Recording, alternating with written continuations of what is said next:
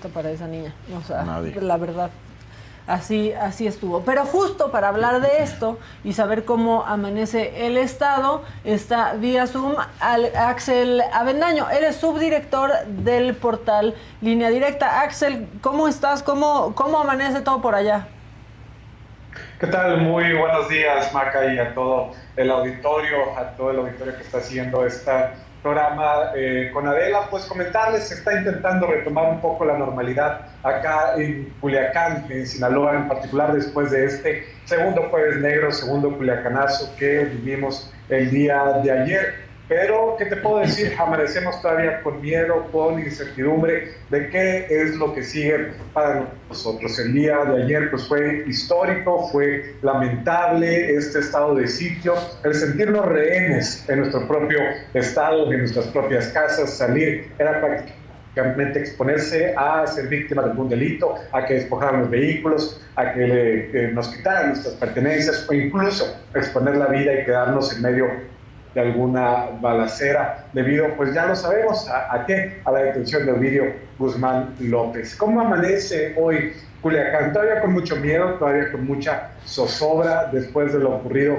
el día de ayer. Por la mañana, pues fue un caudal de mensajes que nos preguntaban, oigan, ¿se puede salir ya a las calles? Muy temprano, cerca de las 6 de la mañana, el secretario de Seguridad Pública del Estado, Cristóbal Castañeda Camarillo, emitía un tuit donde decía que efectivamente que ya era seguro salir. También el alcalde de Culiacán, Juan de Dios Gámez Mendívil, emitía este mensaje. De hecho, en la conferencia matutina del presidente López Obrador, él dijo que mantuvo comunicación con el gobernador Rubén Rocha Moya y le decía que ya no había bloqueos activos por parte de integrantes de los grupos delincuenciales. Lo que quedaban eran interrupciones en las vías de comunicación debido a que no se habían alcanzado a retirar todos los vehículos que fueron quemados el día de ayer. Eso es lo que aseguran las autoridades. Pero ¿qué vemos en la realidad? Hoy en la mañana nos reportaban acá en el Boulevard Manuel J. Cloutier, al sur de la ciudad de Culiacán, un tráiler que había sido quemado. Entonces, aunque nos dicen las autoridades que ya es seguro no salir, la realidad es que todavía persiste el riesgo y mantenemos el llamado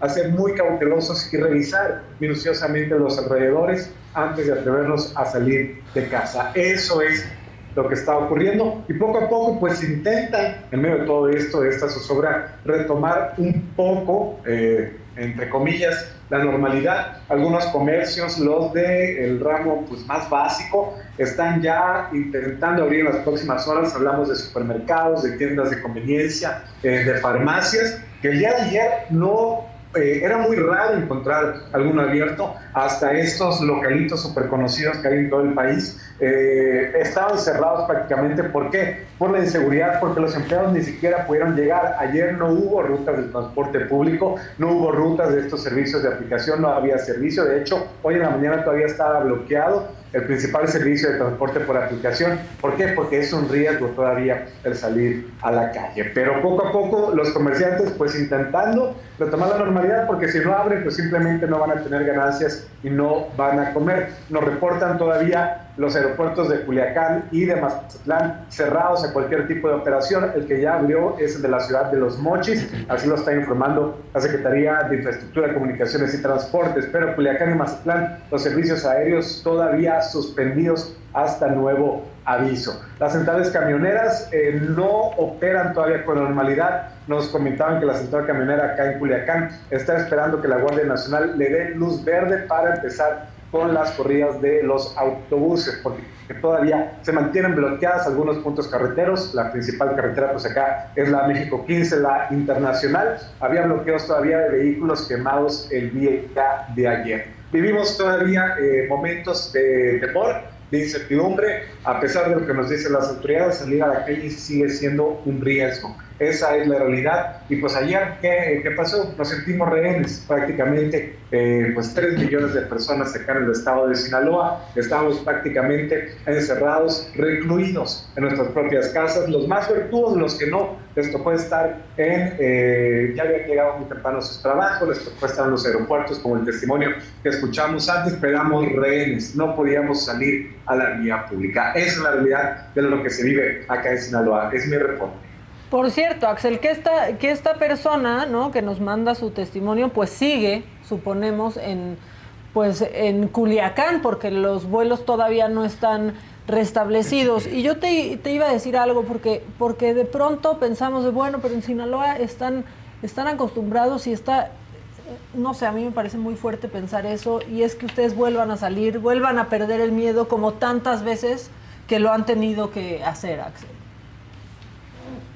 Sí, bueno, va a ser algo para el análisis, cómo volver a salir a la calle. Esto se analizó, por supuesto, en el primer Culiacanazo, el 17 de octubre del 2019. Dijimos, ¿cómo vamos a salir a la calle otra vez después de esas horas de terror que vivimos en la primera detención de Ovidio Guzmán López? Pues lo hicimos, nos repusimos ante ese golpe y se retomó la normalidad. Pero evidentemente este segundo Culiacanazo fue más duro, fue más largo, más extendido en el tiempo y con situaciones muy dolorosas que sobrepasaron, sin duda alguna, al primer Culiacanazo. ¿Cómo vamos a salir de esta? Esa es la gran duda, bien lo comentas, Maca, ante pues lo que vivimos el día de ayer.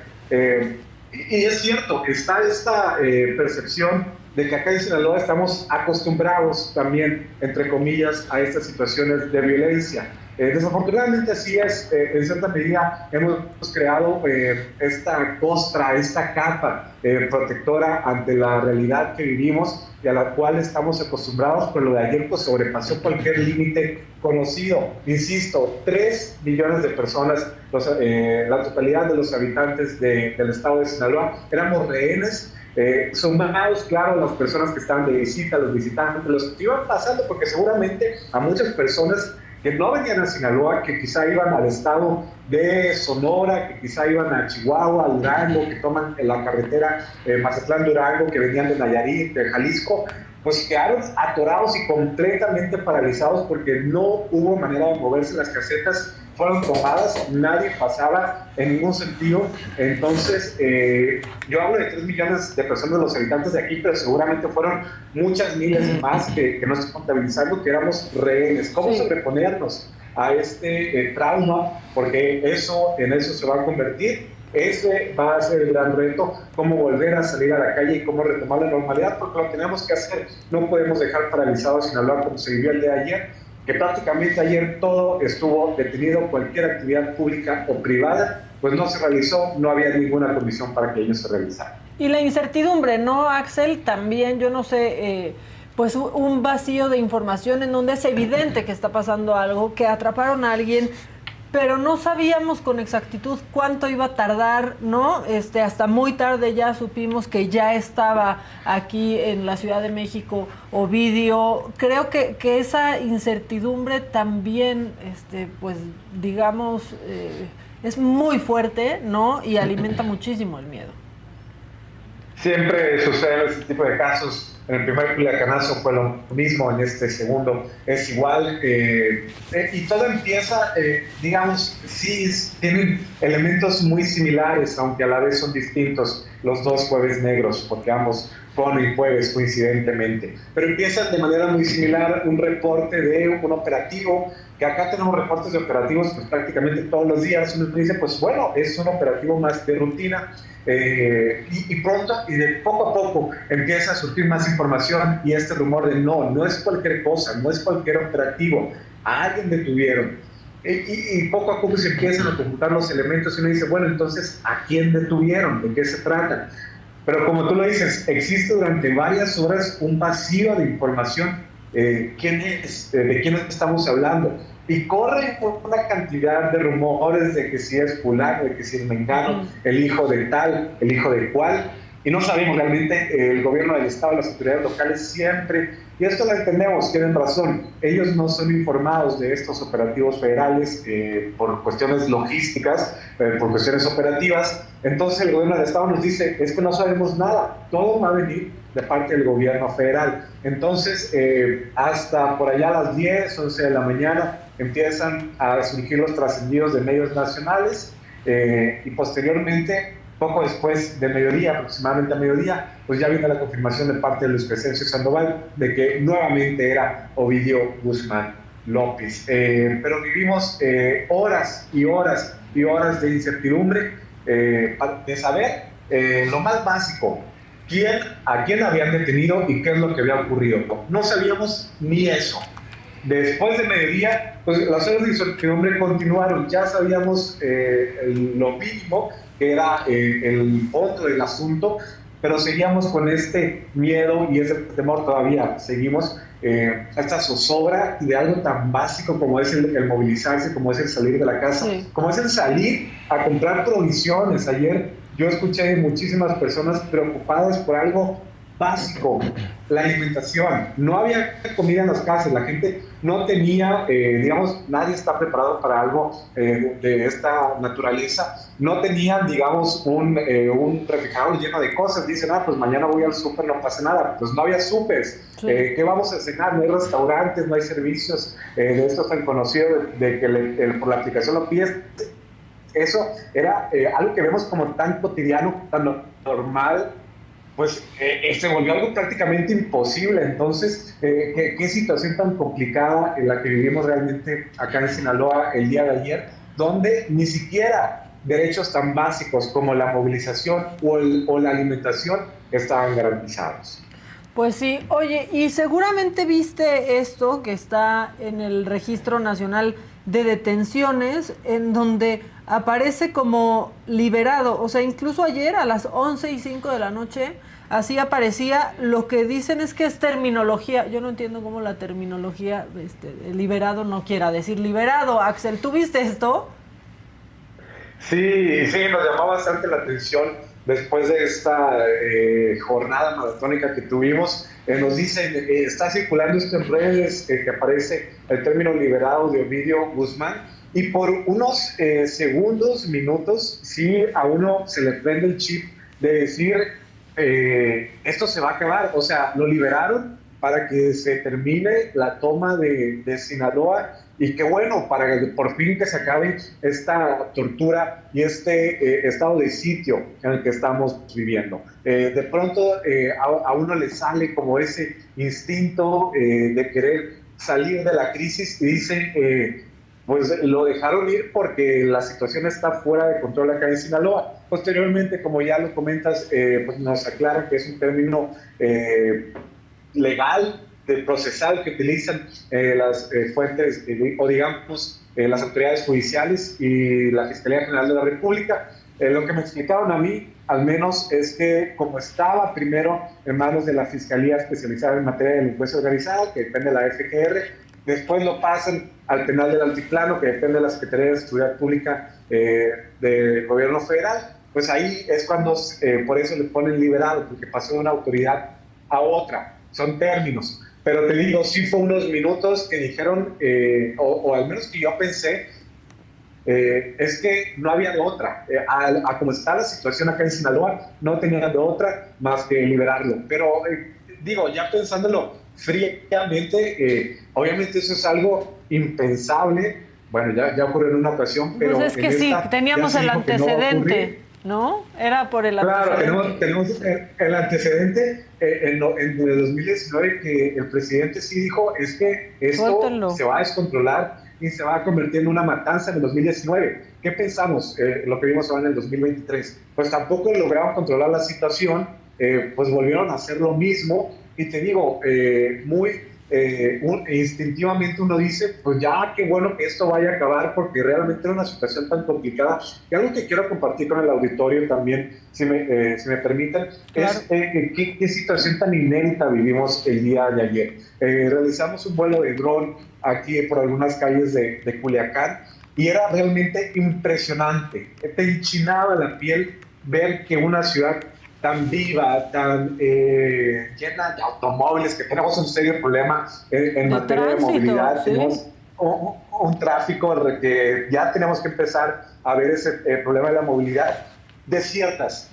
Culiacán era una ciudad fantasma, ni un solo vehículo se escuchaba por las calles. Una tranquilidad, yo le llamaba tranquilidad paradójica o tranquilidad contradictoria, porque era una tranquilidad, era un desierto que era Culiacán, pero al mismo tiempo esa tranquilidad se rompía pues por estos bloqueos específicos que tenían los grupos de la delincuencia organizada. Pero fuera de estos puntos donde estaban los grupos armados, Nadie se atrevía a salir a la calle, no había un ruido, ni siquiera en los peores momentos de la pandemia del COVID, que estuvimos en cuarentena, yo había visto a la ciudad tan desierta como la vimos el día de ayer. Insisto, éramos rehenes y estábamos secuestrados en nuestras casas, en los lugares de trabajo, los que alcanzaban a llegar, o en los puntos donde nos agarró ahora sí que este operativo. No había un alma en las calles, realmente era impresionante ver a la ciudad de Culiacán de esa manera, Maca. Entonces, sí fue algo muy complicado lo que se vio el día de ayer, pero no se repitió, a pesar de todo, no se repitió esta liberación que se dio en el 2019, en el 2023, pues fue una historia distinta. Sí, lo que pasa es que lograron sacarlo, ¿no? En el 2019, lo que decían distintos analistas es que se dieron cuenta que no iban a tener manera de sacarlo de ahí. O sea, no iba a haber manera. Ahora, pues sí, la información comienza a correr, pero todo mientras ya estaba Ovidio en la Ciudad de México. Al parecer, ojalá que nos pudieras compartir esas imágenes del dron, Axel, para compartirlas también con nuestra audiencia y puedan ver. A mí me impactaba mucho ver de pronto estas imágenes de todo, pues sí, todo irónicamente calmado, pero nubes negras, ¿no? Nubes de humo negro de los distintos bloqueos y de los distintos incendios. Nosotros pudimos platicar aquí con Marcos Vizcarra, corresponsal de Reforma en Culiacán, y nos contó que a él lo bajan del auto para incendiarlo, después se resguarda en un hotel. Vamos de hecho a hablar con él en unos minutos, porque en el hotel en donde estaba entraron a retirar llaves otra vez de coches a los huéspedes que estaban ahí para sus coches. Le quitan el celular a Marcos más tarde logra llegar a su casa y ahorita nos lo va a platicar, pero si tú nos pudieras compartir esas imágenes sería buenísimo, Axel. Sí, quizá tengo que ubicarlas, pero sí, se las puedo hacer llegar sin ningún problema para que en unos minutitos más las puedan transmitir. Pero sí eran impresionantes realmente ver a un Culiacán que normalmente es tan vivo, digamos, a esa hora de la tarde, ver a un Culiacán convertido en ciudad fantasma. Y nada más para terminar lo que comentabas, pues ahora sí, como comentas, pudieron sacarlo. Siempre en los operativos del gobierno federal, del ejército, es vital sacar a la persona detenida, a este objetivo estratégico, en minutos, llevárselo. Siempre, por lo general, se lo llevan a la Ciudad de México. No se logró en el 2019, en el 2023 implementaron este operativo especial, pero comentar, Maca, por poquito no se lo llevaban, porque tuvimos esta situación tan complicada en el aeropuerto, y ustedes pasaron las imágenes. La razón por la que le dispararon a este vuelo de Aeroméxico es que los sicarios estaban en el aeropuerto de Culiacán queriendo impedir a toda costa que despegara ese avión de la Fuerza Aérea que se llevara a Ovidio Guzmán a la Ciudad de México. Entonces tuvieron éxito, pero apenitas, porque sí estuvo también bastante complejo el operativo de extracción para llevarse Ovidio a la capital del país. Sí, podemos decir que, pues evidentemente, mejor planeado porque se logra la captura, ¿no? Y traerlo a la Ciudad de México, pero pues no tan bien planeado en cuanto a cómo sucedió y cómo lo vivió la población, ¿no? Así es. Digamos, ya decíamos, estas situaciones tan complejas en el aeropuerto, en este vuelo de Aeroméxico, en todo lo que es esa avenida donde está el aeropuerto, que es la carretera que lleva hacia Navolato, que vehículos quemados también en el penal que está muy cerca del aeropuerto, está en balaceras, hubo este rumor de que hubo una fuga masiva de reos, hubo disparos en el propio penal, es decir, todo ese perímetro cercano a la terminal aérea fue realmente un caos. Por lo mismo, también en esta intención de que no se llevaran Ovidio, bloquearon los principales puntos de los accesos carreteros, la salida norte, la salida sur, todo estaba bloqueado, las casetas, es decir, bloquean y sellan de tal manera todas las ciudades de Sinaloa, porque fue lo mismo en Culiacán, en Los Mochis y en Mazatlán, con esta intención de que nadie sale, nadie entra, ni Ovidio ni ninguna otra persona. Entonces fue una situación bastante compleja la que se vivió el día de ayer.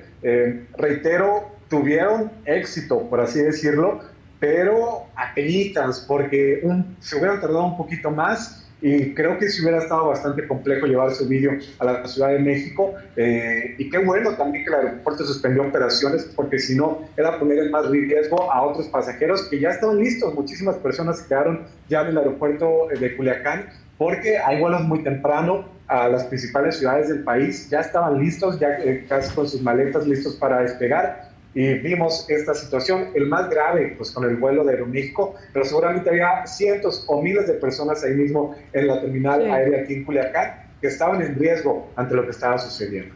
Oye, y también decir, ¿no? Ovidio no es la cabeza de este cártel, ¿no? También dimensionar un poco lo que sucedió, porque está el hijo mayor del Chapo, ¿no? Que es Iván Guzmán.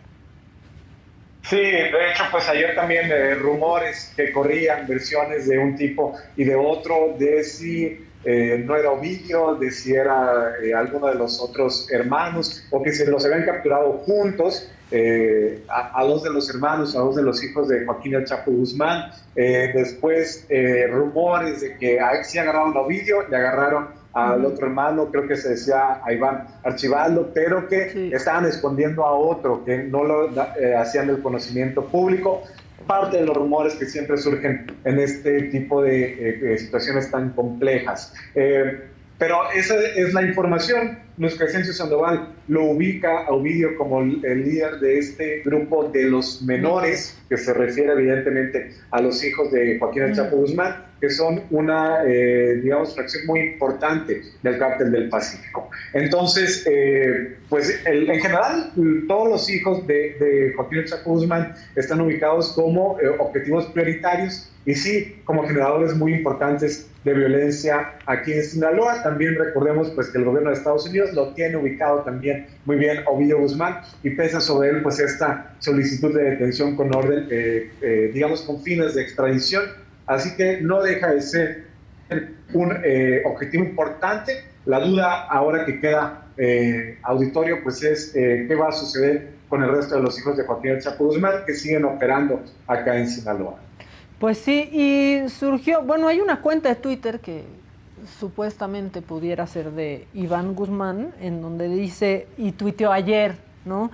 Acostúmbrate a ganar en silencio y que el mundo piense que vas perdiendo. No sabemos, en realidad, si es esa cuenta. Tiene 31,000 seguidores. A veces pareciera que sí, por las cosas que pone. Pero bueno, pues ahí están las cosas que sucedieron ayer. Axel, muchísimas gracias por este reporte tan completo.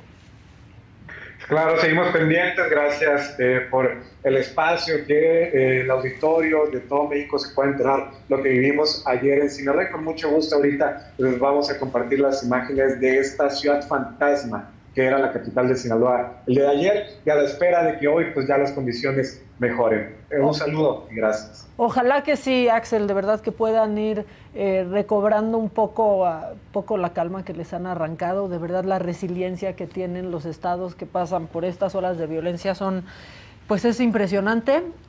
Son ustedes muy fuertes y sobre todo no están solos, estamos todos con ustedes. Muchas gracias, Axel. Un abrazo. Gracias y buen día.